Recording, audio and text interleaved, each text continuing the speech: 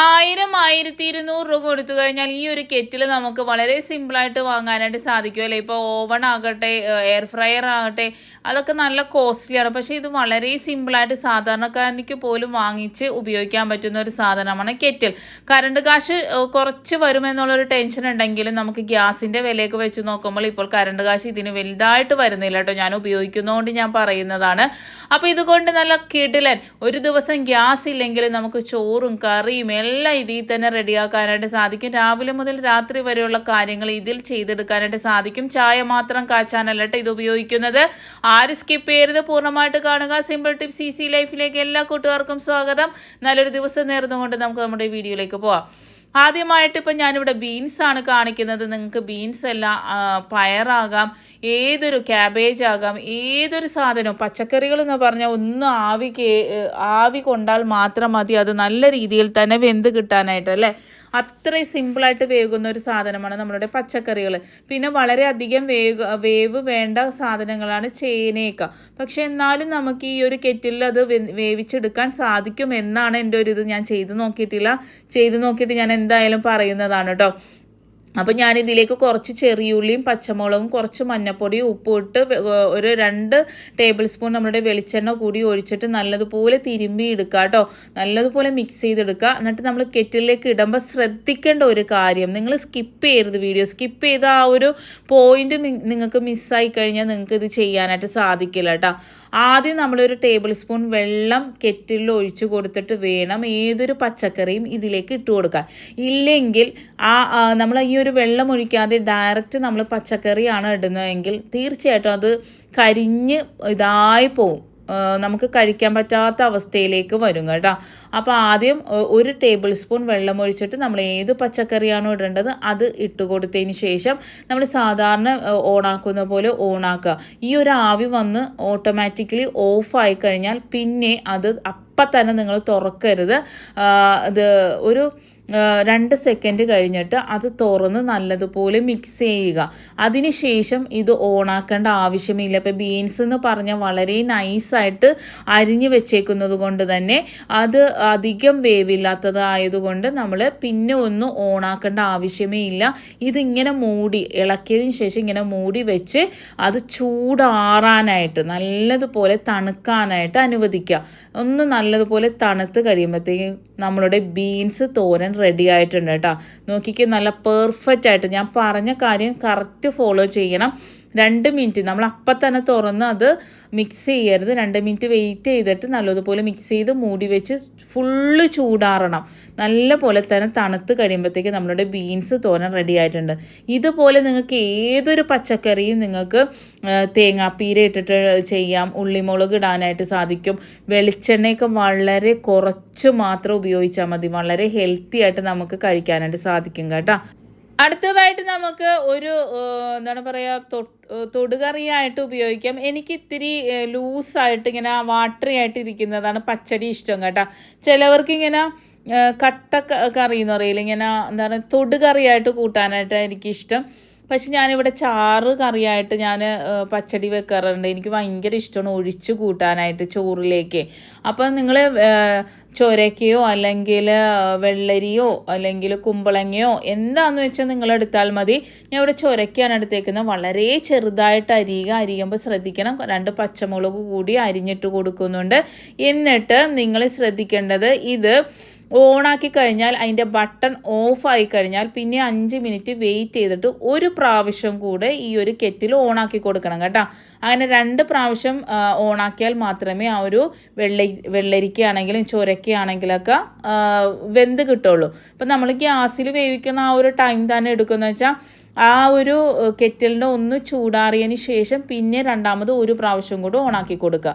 എന്നിട്ട് നമ്മൾ തേങ്ങയിലേക്ക് ഉള്ളിയും കടുകും കൂടി ചതക്കുന്നതിൻ്റെ കൂട്ടത്തിൽ ഈ ഒരു ചൊരക്ക ചൂടാറിയതും കൂടി ഇട്ട് കൊടുക്കുന്നുണ്ട് കേട്ടോ. അതൊരു പ്രത്യേക ടേസ്റ്റ് വരും.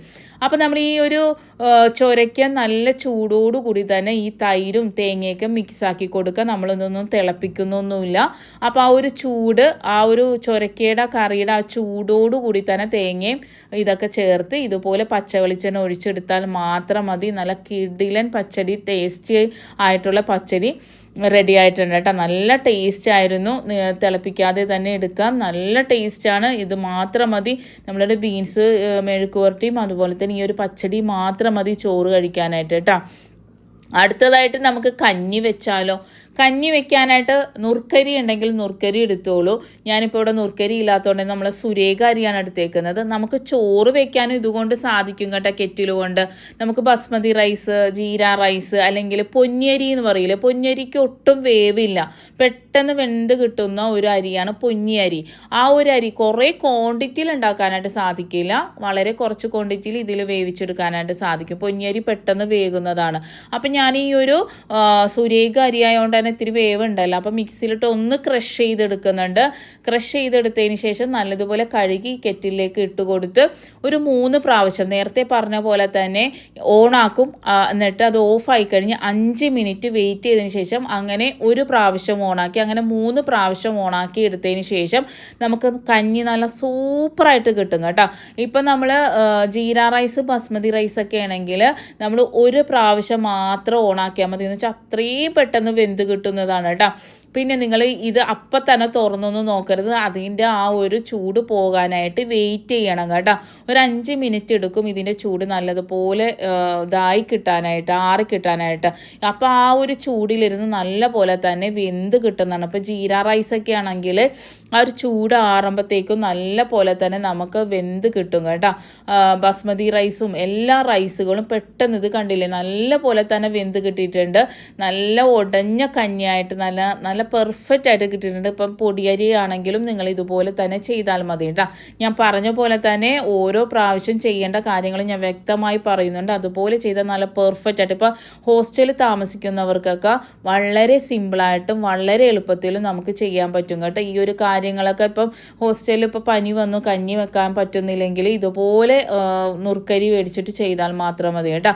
ഇനി രാവിലത്തെ ബ്രേക്ക്ഫാസ്റ്റ് എന്ത് ചെയ്യുമെന്ന് ചിന്തിക്കേണ്ട, നമുക്ക് ഇഡ്ഡലി ഉണ്ടാക്കാം കേട്ടോ. ഇഡ്ഡലി എങ്ങനെയാണ്, വെള്ളം തിളപ്പിക്കാനായിട്ട് വെച്ചിട്ട് ഇതുപോലൊരു കോട്ടൺ തുണി എടുക്കുക, നല്ല കട്ടിയുള്ള കോട്ടൺ തുണി എടുക്കുക. എന്നിട്ട് ഇതുപോലെ ആവി വന്നു കഴിയുമ്പോൾ അതിൻ്റെ മുകളിലേക്ക് ഈ ഒരു തുണി വെച്ച് കൊടുത്ത് നമ്മൾ എത്രയാണോ നമ്മൾക്ക് പൊടി ആവശ്യമായിട്ടുള്ള അത് ഇതിലേക്ക് ഒഴിച്ചു കൊടുത്തിട്ട് 2 പ്രാവശ്യം ഓണാക്കിയാൽ മതി. ഞാൻ നേരത്തെ പറഞ്ഞ പോലെ തന്നെ ഓണാക്കിയിട്ട് ഓഫായി കഴിയുമ്പോൾ ഒരു 3-4 മിനിറ്റ് വെയിറ്റ് ചെയ്യുക, എന്നിട്ട് ഒരു പ്രാവശ്യം കൂടെ ഓണാക്കി കൊടുത്താൽ മതി. നിങ്ങൾ ഈ ഒരു ക്രമം ഒന്ന് ശ്രദ്ധിച്ചാൽ മാത്രം മതി. കെറ്റിലിൽ ഒറ്റ ആവിയിൽ വേകുന്നതാണ് നമ്മൾ പച്ചക്കറിയൊക്കെ. പക്ഷേ ഇതുപോലുള്ള കാര്യങ്ങൾ ഇപ്പോൾ ഞാനിപ്പോൾ ഇത് ഇഡ്ഡലിയുടെ മാവ് കുറച്ചധികം ഇട്ടിട്ടുണ്ടെന്ന് വെച്ചാൽ വലിയ ഇഡ്ഡലിക്ക് വേണ്ടി ഒരാൾക്ക് ഒരെണ്ണം കഴിച്ചാൽ മതി, അത്രയും നല്ല വലിയ ഇഡ്ഡലിയാണ്. അത് 2 പ്രാവശ്യം നമ്മുടെ കെറ്റിൽ ഓണാക്കുമ്പോഴത്തേക്കും അത് വെന്ത് കിട്ടുന്നുണ്ട് കേട്ടോ. ഞാൻ ഇവിടെ കാണിച്ചു തരുന്നത് നല്ല ചൂടുണ്ട് കേട്ടോ, കൈ പൊള്ളണമായിരുന്നു. അപ്പം ഷേപ്പൊന്നും മറ്റേയിലെ പോലെ നല്ല പെർഫെക്റ്റ് ആയിട്ടൊന്നും കിട്ടൂല, നല്ല സൂക്ഷിച്ചൊക്കെ ചെയ്തതിന് ചിലപ്പോൾ നല്ല പെർഫെക്റ്റ് ആയിട്ട് കിട്ടും കേട്ടോ. നല്ല ഭംഗിക്കൊക്കെ നമ്മൾ ഒഴിച്ചൊക്കെ കൊടുത്തതിന് നല്ല സ്പോഞ്ചി ആയിട്ടും അതുപോലെ തന്നെ നല്ല അടിപൊളിയായിട്ട് നമ്മൾ ഇഡ്ഡലി കിട്ടിയിട്ടുണ്ട് കേട്ടോ. അപ്പോൾ നമ്മൾ ബ്രേക്ക്ഫാസ്റ്റ് റെഡി ആയില്ലേ, ആ ഒരു ചമ്മന്തിയോ അല്ലെങ്കിൽ ആ പച്ചടിയോ കൂട്ടി നമുക്ക് ഈ ഒരു ഇഡ്ഡലി കഴിക്കാനായിട്ട് സാധിക്കും. ഇനി ഇത് ഓരോ നമ്മൾ ദിവസവും ക്ലീൻ ചെയ്ത് ഇതുപോലെ നിങ്ങൾ എടുത്ത് വെക്കണം. ഏതൊരു കാര്യങ്ങൾ ചെയ്ത് കഴിഞ്ഞാലും കുറച്ച് വെള്ളത്തിലേക്ക് നാരങ്ങ തൊലിയിട്ട് ഒന്ന് തിളപ്പിച്ച് നല്ലതുപോലെ ക്ലീൻ ചെയ്തിട്ട് വേണം നിങ്ങൾ എടുത്ത് വെക്കാൻ. പുറം നമ്മൾ വെള്ളം കൊണ്ട് കുറേ വെള്ളമൊഴിച്ചൊന്നും കഴുകരുത് കേട്ടോ. നമ്മളൊരു എന്താണ് പറയുക, നനവില്ലാത്ത തുണി കൊണ്ട് നല്ലതുപോലെ തുടച്ച് പുറം എപ്പോഴും ക്ലീൻ ആക്കി വെക്കുക. എന്നിട്ട് ഇത് തിളപ്പിച്ച് അതിൻ്റെ വെള്ളം കളഞ്ഞതിന് ശേഷം ഇതുപോലെ തുടച്ചെടുത്ത് വെക്കുക. ആ ഒരു ഭാഗത്ത് ഒട്ടും വെള്ളം വീഴാൻ പാടില്ല കേട്ടോ. വെള്ളം വീണ് കഴിഞ്ഞാൽ കെറ്റിൽ പെട്ടെന്ന് ചീത്തായി പോകും. അതുപോലെ ഉപയോഗിച്ച് കഴിയുമ്പോൾ നല്ല ഉണങ്ങിയ തുണി കൊണ്ട് ഉള്ളൊക്കെ നല്ലതുപോലെ തുടച്ച് വെക്കുക.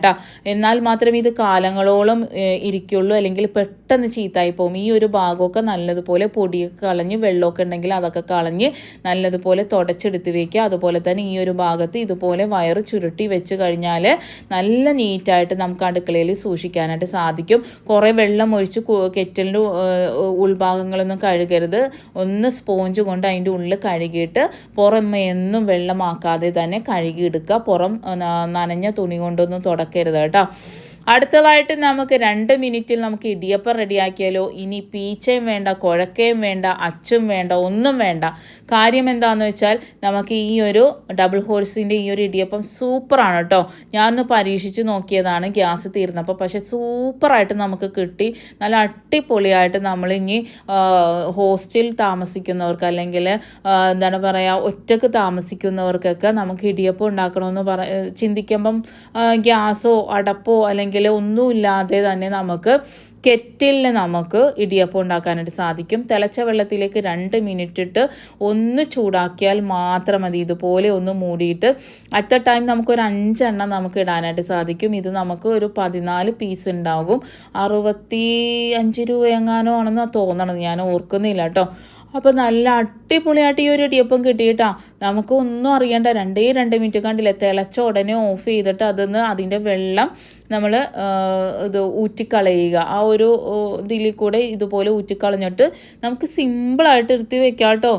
നമ്മൾ ഹോസ്റ്റലിൽ പോകുന്ന കുട്ടികൾക്കും വളരെ സിമ്പിളായിട്ട് അവിടുത്തെ ഫുഡൊന്നും പിടിക്കാത്തവർക്ക് ഇതുപോലെ മേടിച്ച് വെച്ചിട്ട് ദിവസത്തിൽ ഒരു 3 ഇടിയപ്പം ഉണ്ടാക്കി കഴിച്ചാൽ മാത്രം മതി.